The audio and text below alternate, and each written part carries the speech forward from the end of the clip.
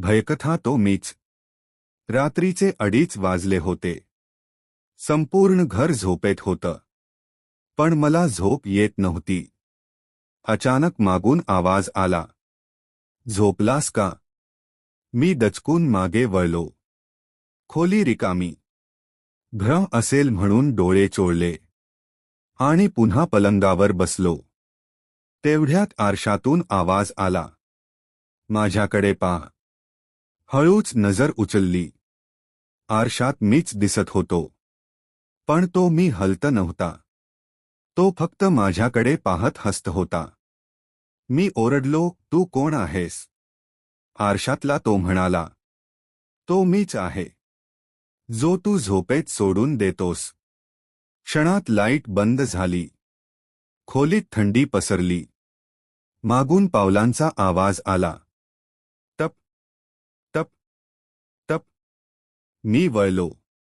माझ्यासारखाच दुसरा मी समोर उभा होता. त्याचे डोळे काळे. आवाज तुटका.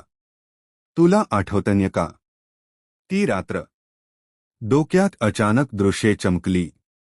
अपघात, रक्त, आणि मी पळत होतो. तो हसला. मी ते सगळं केलं नाही. ते तूच केलंस. मी मागे सरकलो. पण पलंगावर माझं शरीर झोपलेलं होतं. मी थरथरत विचारलं, मग मी कोण आहे? तो माझ्या कानात कुजबुजला.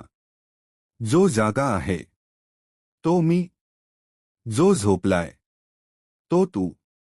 क्षणात माझ्या छातीत जोराची वेदना झाली. सगळं काळोख.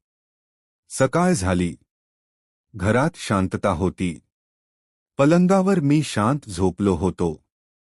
डॉक्टर म्हणाले, हृदयविकाराचा झटका. पण आरशात तो मी आजही हसतोय.